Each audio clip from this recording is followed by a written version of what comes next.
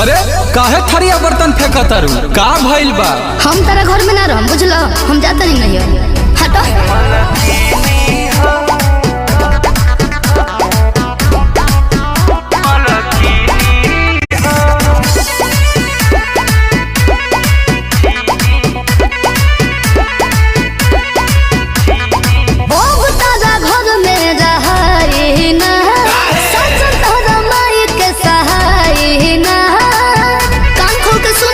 अरे ऐसन काहे कहा तारू हो?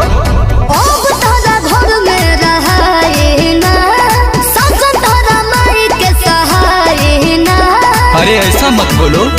अरे ये मालकिनी हो ये मालकिनी, माई मारा चाही हमर तू बारू चीनी।